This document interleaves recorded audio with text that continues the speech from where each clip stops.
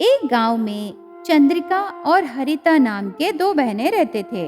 चंद्रिका को उसकी बहन हरिता से बहुत प्यार है। इसीलिए चंद्रिका दिन रात मेहनत करके एक एक रुपए बचाकर उन पैसों से हरिता को शहर में अच्छे से पढ़ाने लगी। एक दिन चंद्रिका फैक्ट्री में कूली का काम करके बाहर आते समय उस फैक्ट्री के बाहर दो बच्चे सिक्योरिटी गार्ड को ऐसे समझाने लगे। भैया, मैं और मेरी बहन बहुत भूखे हैं। तुम्हारे फैक्ट्री में कोई काम है तो बताइए ना, प्लीज भैया। तू जा रे यहाँ से, मेरे ओनर बाहर आने का टाइम हो रहा है। ऐसे कह के उन बच्चों को सिक्योरिटी गार्ड धकेल देता है। तब वो बच्चे चंद्रिका के पैरों के पास गिर के दोनों बहुत रोने लगे। रोते हुए उन बच्चों को चंद्रिका ऊपर उठा के उस सिक्योरिटी गार्ड से ऐसे कहने लगी, ये क्या भैया, छोटे बच्चों को इतनी बेरहमी से धकेल दिए।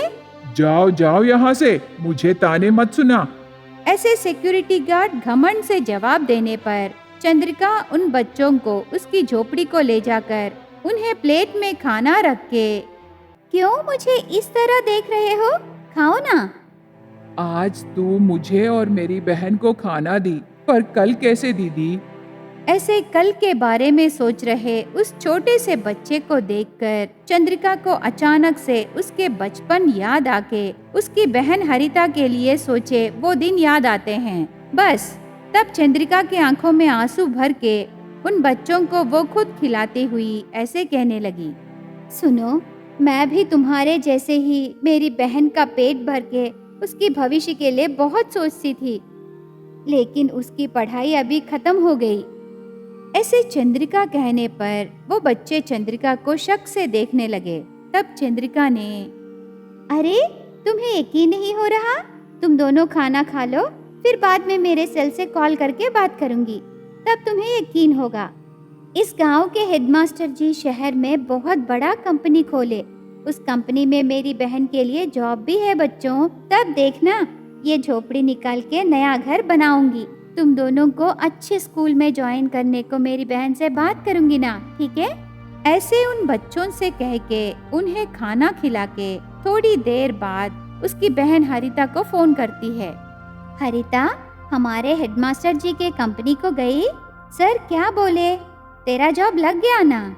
अरे दीदी, वो बहुत छोटा सा कंपनी है, मेरी पढ़ाई से तो बड़े कंपनी में जॉब करना है। मतलब तेरी पढ़ाई खत्म होके 1 साल हो गया ना? तब से तो बहुत सारे इंटरव्यूज को गई, पर तुम्हें जॉब नहीं मिला। इसीलिए मैं हेडमास्टर जी के कंपनी के बारे में तुझे बोली बहन। लेकिन ये बता, वो तुझे कितना तनख्वाह देते बोले बहन? 30,000 देते बोले। क्या 30,000? तो देर क्यों हरिता, जल्दी से ज्वाइन हो जा। नहीं दीदी, मेरी पढ़ाई से तो 1 लाख रुपए का जॉब आना है। तो क्या तू इस जॉब में ज्वाइन नहीं हो रही? चिंता मत कर दीदी, तेरे लिए मैं वहाँ ज्वाइन हो जाऊंगी, ठीक है? और क्या? हरिता, आज मुझे रास्ते में 2 छोटे बच्चे मिले, उन्हें मैं घर लाकर खाना खिलाई बहन। ये क्या दीदी, हम अमीर थोड़ी ना हैं जो बीच रास्ते में मिले लोगों को घर ले आए। ठीक है, लगता है तू जॉब के टेंशन में है, बाद में बात करूंगी। लेकिन तू एक अच्छे दिन उस मास्टर जी के कंपनी में ज्वाइन हो जा। ऐसे कह के फोन रख देती है। थोड़े दिन बीतने के बाद बारिश के मौसम में चंद्रिका के गांव में और हरिता रहे शहर में भी बहुत बारिश पड़ती है। उन इलाकों में बहुत बारिश पड़ने पर चंद्रिका की झोपड़ी के ऊपर छेद होके उसमें से पानी टपकने लगी। तब चंद्रिका हरिता को फोन करती है। हरिता, बारिश का पानी घर में आ गया, मैं और बच्चे बहुत परेशान हैं। तुम्हें अपनी पहली तनख्वाह मिली होगी ना? मुझे थोड़ा पैसे भेजो, उन पैसों से मैं झोपड़ी की मरम्मत कराऊंगी। क्या दीदी, पैसे चाहिए? मैं ऑफिस जा रही हूँ ना, और मुझे बहुत सारे खर्चे रहते हैं दीदी। क्या वो बच्चे अभी तक तेरे साथ घर में ही हैं? जल्दी से उन्हें बाहर भेज दो, और मुझसे बार बार ऐसे फोन में पैसे मत पूछो। पैसों का इंतजाम होते ही मैं खुद तुझे फोन करूंगी। ऐसे कह के फोन रख देती है। थोड़े दिनों बाद बारिश और बढ़ के चंद्रिका की झोपड़ी पूरा गिर जाता है। तब उन्हें रहने के लिए जगह नहीं रहती। तब चंद्रिका हरिता को फोन करती है। पर हरिता फोन नहीं उठाती। तब चंद्रिका उन बच्चों के साथ बारिश में भीगने पर उसकी तबीयत बिगड़ जाती है। इलाज के लिए पैसे पूछने बच्चों के साथ हरिता के घर शहर जाती है। वहाँ शहर में भी बहुत बारिश हो रही थी। हरिता के ऑफिस के सामने चंद्रिका बच्चों के साथ बारिश में भीग के पेड़ के नीचे रहते हैं। इतने में वहाँ हरिता एक कार में आकर उसके कोलीग के साथ चाय और सिगरेट पीने लगी। तब चंद्रिका हरिता के पास जाकर ऐसे कहने लगी, हरिता, कैसी हो? क्या ये तेरी दोस्त है? तब हरिता उसके कोलीग के सामने इज्जत रखने के लिए, हे, तू कौन है? शायद कोई भिखारी है यार। ठीक उसी समय वहाँ से कार में जा रहे हरिता का चेयरमैन मतलब वो हेडमास्टर जी चंद्रिका को देखकर कार रोकता है। उस समय हरिता चंद्रिका को भिखारी कहना सुन के मास्टर जी गुस्से से हरिता को मारता है। कैसी लड़की है तू? तेरी सगी दीदी को भिखारी कह रही हो? अगर वो इसकी जिंदगी त्याग नहीं करती तो तेरा क्या होता? तेरी दीदी स्टडीज में टॉपर है, पता है? तुझे पढ़ाने के लिए वो काम करने लगी। समझ में आ रहा है ना?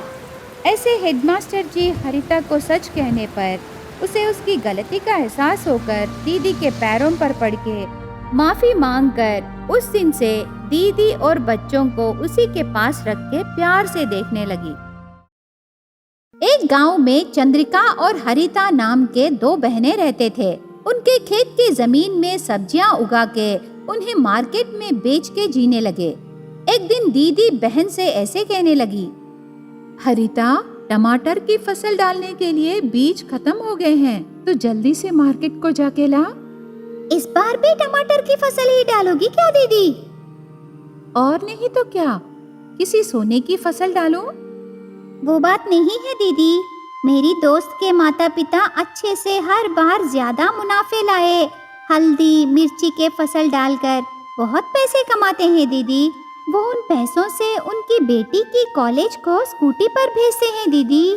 हरिता, कितने बार बोली मैं तुझे, हमें अपनी जिंदगी की तुलना दूसरों की जिंदगी से नहीं करनी चाहिए। ऐसे फसल डालने के लिए बहुत पैसे निवेश करना है, ये सब तुझे समझ में नहीं आएगा। इसीलिए मेरी बात सुन और तू मार्केट को जाकर टमाटर के बीज लाना। ऐसे चंद्रिका हरिता से कह के वहाँ से भेज देती है। तब हरिता साइकिल पर सीड शॉप को जाती है। साइकिल पर जाते जाते हरिता मन में ऐसे सोचने लगी, चाचा, कैसी दीदी है, मेरी बात बिल्कुल नहीं सुनती। और कितने दिन ऐसे गरीबों की जिंदगी जीना है? अगर मैं दीदी के स्थान पर रहती तो बाहर से कर्जे में पैसे लेके ज्यादा मुनाफे कमाए फसल ही डालती। ऐसे हरिता दीदी के बारे में मन में सोचते सोचते साइकिल पर सीड शॉप को जाने लगी। वहाँ बहुत सारे किसान व्यावसायिक फसलों के बीज खरीदने के लिए खड़े रहते हैं। तब हरिता उस शॉप ओनर से, चाचा, मुझे टमाटर की फसल डालने के लिए सीड्स और फर्टिलाइजर्स चाहिए, ऐसे हरिता पूछती है। उसी समय व्यावसायिक फसलों के बीज खरीद रहे किसानों से पैसे लेकर, थोड़ी देर इंतजार करो, यहाँ मैं व्यावसायिक फसलों के बीज दे रहा हूँ।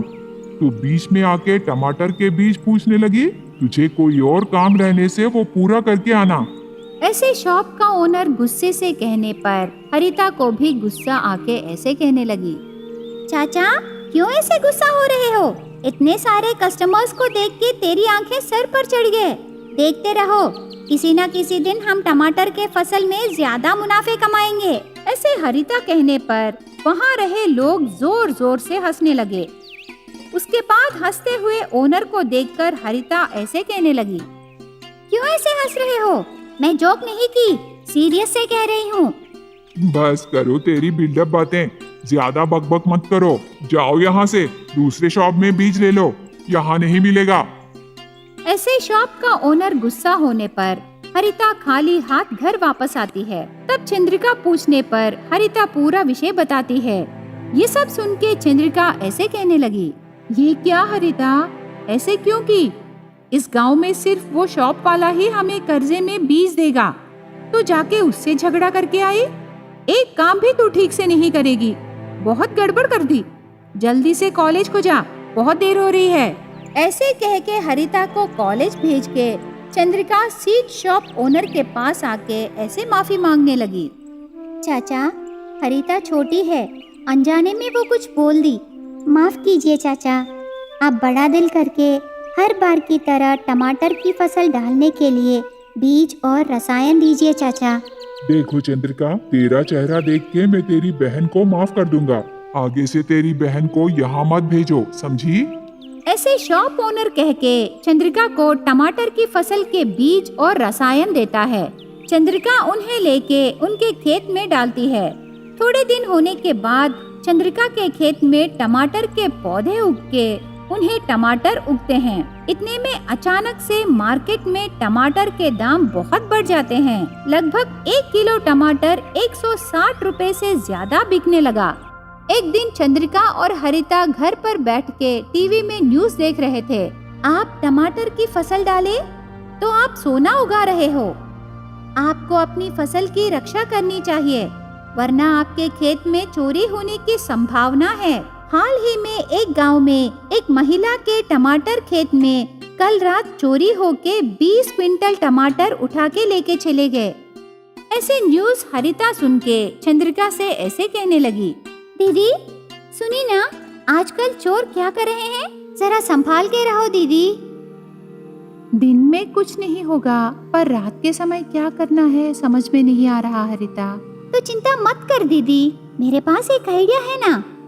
क्या है वो आइडिया बहन? दिन रात बैंक्स की रक्षा करने के लिए सिक्योरिटी गार्ड्स रहते हैं ना, उसी तरह हम भी हमारे टमाटर के खेत में रखेंगे दीदी। हरिता का आइडिया सुन के चंद्रिका ऐसे कहने लगी। हरिता, ऐसे करने के लिए बहुत पैसे लगेंगे ना। सिक्योरिटी गार्ड का काम करने वाले को हम पैसों के बदले में टमाटर देंगे दीदी, तब वो जरूर हमारे पास काम करने के लिए मंजूर होगा। ऐसे हरिता चंद्रिका को विवरण देकर टमाटर के खेत के पास सीसीटीवीज और सिक्योरिटी गार्ड्स रखती है। इस तरह उनके टमाटर की खेत की फसल को चोरों से बचाकर सारे टमाटर मार्केट को ले जाकर बेचने लगे। वहाँ बहुत सारे लोग रहने पर उनके टमाटरों की रक्षा करने के लिए चंद्रिका और हरिता उनके दुकान के पास बॉडीगार्ड्स रखते हैं। चंद्रिका बॉडीगार्ड्स रख के टमाटर बेचना गांव वाले देखकर शॉक हो जाते हैं। इस तरह इस साल टमाटरों के दाम बढ़ने पर चंद्रिका को बहुत पैसे मिलते हैं। टमाटर चोरी होने से बचाकर आइडिया दिए हरिता की तारीफ करके चंद्रिका बहन कॉलेज जाने के लिए कार गिफ्ट में देती है। इस तरह थोड़े ही दिनों में टमाटर की फसल उगाए दोनों बहनें नकदी फसल उगाए किसानों से ज्यादा पैसे कमाकर खुशी से जीने लगे।